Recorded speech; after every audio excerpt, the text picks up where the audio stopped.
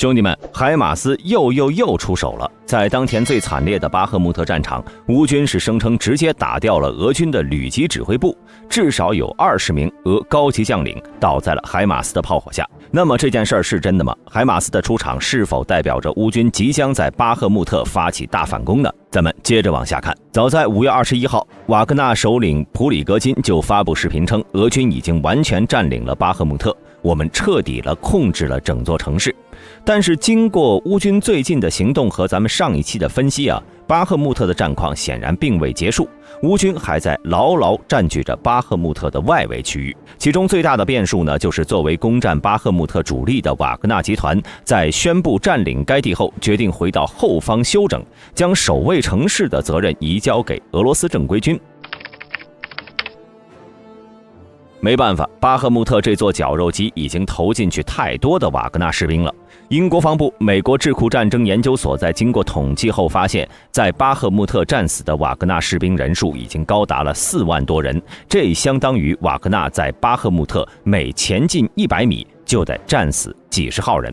如果瓦格纳再不撤，恐怕就要被打光了。而除此之外呢，普里戈金之所以着急撤退，是因为乌军的反攻马上就要开始了，再不走可能就来不及了。当地时间5月25号，乌克兰国防部情报总局局长基里尔·布达诺夫对媒体发出宣言，乌克兰军队已经有了反攻所需的最低程度的武器，这预示着乌克兰的反攻可能马上开始。而在当前的巴赫穆特战场，外围的乌军部队已经开始调动，似乎打算反包围巴赫穆特。我们都知道，在巴赫穆特战役中，攻城的主力主要是以瓦格纳雇佣兵，而其南北两翼呢，则是俄正规军为其掩护。但是相较于瓦格纳雇佣兵而言，俄罗斯正规军的战斗力似乎有点不太够了。早在5月初的时候，就有消息传出，守在巴赫穆特侧翼的俄军第72摩步旅被乌军第3突击旅击溃了，在战场上留下了2公里左右的空白地带，溃败逃走。而这块地区呢，则是瓦格纳雇佣兵血战多日，付出了500多人阵亡的代价才拿下来的。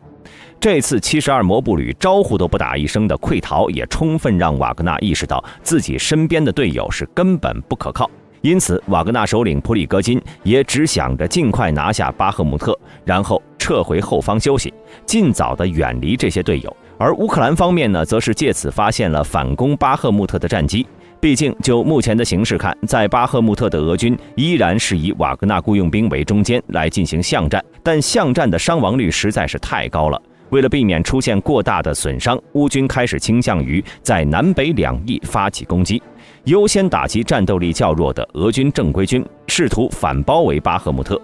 在乌军的反包围作战中，除了之前成功击溃了俄第72旅之外，乌军还放出消息表示，使用海马斯精确命中了位于克里什奇伊夫卡的俄军第4摩步旅的指挥部。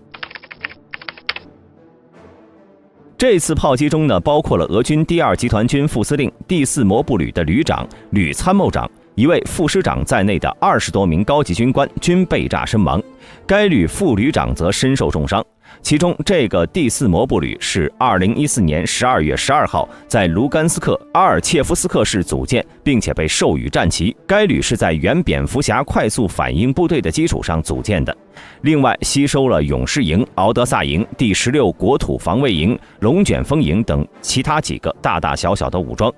原蝙蝠侠部队的指挥官亚历山大·贝德诺夫改任该旅的参谋长。而其部队名字的由来呢，则是由于该部队喜欢采用类似蝙蝠侠 logo 的蝙蝠图案为标志，故人们呢也称其为蝙蝠侠。听到这里大兵也明白这第4摩步旅为什么会被打得这么惨了，还是名字惹的祸呀。你要是提前跟乌军约好时间地点来一场男人大战，说不定就是另外一个结局了。毕竟就连超人也打不过有所准备的蝙蝠侠嘛。这个蝙蝠侠部队在后来呢被改编为了俄第4摩步旅下辖的营级部队，而大家从这个第4摩步旅的组成也能看出，这就是一个大杂烩部队。不同的指挥体系使得其在实际的战斗中很容易陷入各自为战的地步。2017年6月，重新加强后的第4摩步旅参与了在乌东地区的战斗，与乌军第93独立机械化旅的一个战斗群展开过激战。到了2023年春天，第4独立摩步旅原本正战斗在卢甘斯克的克里米纳地区，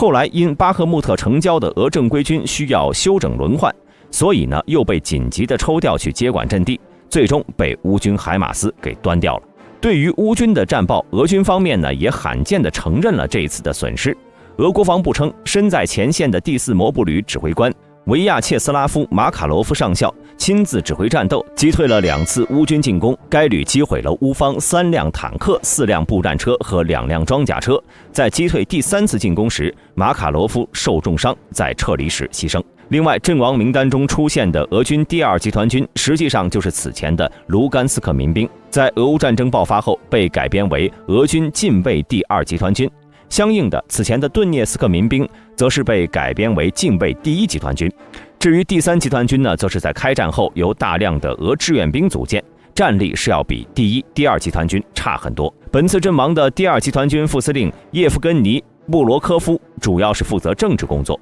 而阵亡的第4摩步旅旅长维亚切斯拉夫·马卡罗夫则被乌克兰军事记者称之为一个极其危险的敌人，并将击毙他称为乌军炮兵的重要成就。不过呢，对于该旅的阵亡，也有小道消息称是其被俘虏出卖了位置而惨遭炮决。此前呢，在美国泄密门事件中流出的美国情报就曾显示，瓦格纳的负责人普里格金在今年1月下旬提议要求乌克兰军队从巴赫穆特撤走，来换取俄罗斯军队阵地的信息。华盛顿邮报认为，由于瓦格纳的部队在争夺巴赫穆特的战斗中死伤过于惨重了，让普里格金不得不选择铤而走险，以俄正规军阵地消息来换取瓦格纳士兵的存活。不过，遭泄露的美国情报中没有明确说明普里格金愿意透露哪些俄罗斯军队的阵地。在大兵个人看来，即便是普里格金真的要透露阵地消息，也不会是在巴赫穆特附近。毕竟再怎么说，巴赫穆特2翼的俄正规军也是为瓦格纳打掩护的呀。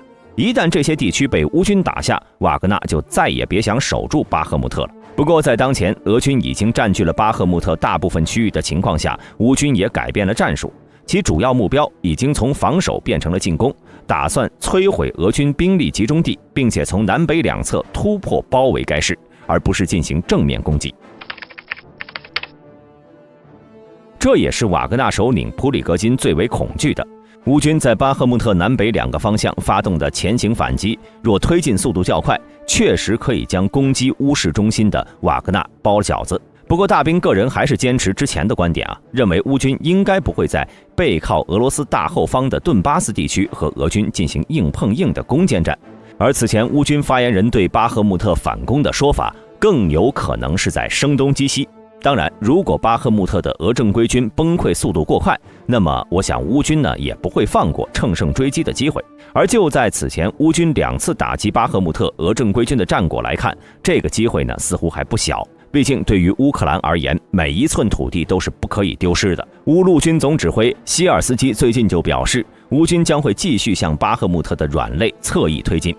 即便是瓦格纳已经宣布占领了这座城市，也不会对接下来的反击造成影响。毕竟当前的巴赫穆特外围，乌军已经接近了战术包围。从这一点呢，就可以看出，俄罗斯人虽然占据了城市的控制权，但实际上巴赫穆特已经完成了攻防转换，从乌军原本的防守一方变成了进攻的一方，这对于俄罗斯人来说是一个巨大的劣势。在瓦格纳撤退的前提下，恐怕剩下的俄军想要守住巴赫穆特，那就只能继续挖战壕了。毕竟当前的巴赫穆特大部分建筑已经被夷为了平地，俄军很难守住这座城市。在未来，巴赫穆特有可能会重蹈伊久姆、莱曼、赫尔松等城市的命运。这些城市被俄罗斯占领后，又被乌克兰重新夺回了。而俄军的实力呢，在经过1年多的战争后，已经开始捉襟见肘了。偏偏普里格金又在此时表示，在瓦格纳完成重新装备和额外训练之前，一个瓦格纳士兵都不会出现在前线了。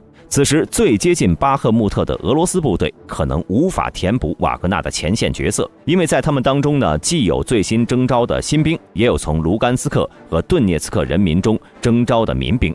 在整个战争期间，这些民兵组织的装备和训练都很差，有时很难维持防御阵地。这时候呢，唯一能顶上去的似乎只有四处救火的VDV部队了。相较于其他部队，俄空降部队呢，在这次战争中表现还算是好的。但是将他们投入到巴赫穆特的防御可能会导致经验丰富部队的损失，而这些部队在其他地方可能是更有用。因此在接下来2到3周的时间里，是莫斯科对巴赫穆特的占领至关重要的时期，因为俄罗斯将分配部队来防御人们普遍预期的乌克兰反攻，但控制这座城市将需要莫斯科从以前占领的土地上调来增援部队，这可能会造成新的脆弱地区。而在当前呢乌克兰大反攻的声势下，俄罗斯人并不清楚乌军接下来的反攻将从哪里开始，而其他的俄占领区呢也需要分出兵力防守，这就需要俄军将领来进行权衡了。一方面要巴赫穆特附近增派部队，另一方面呢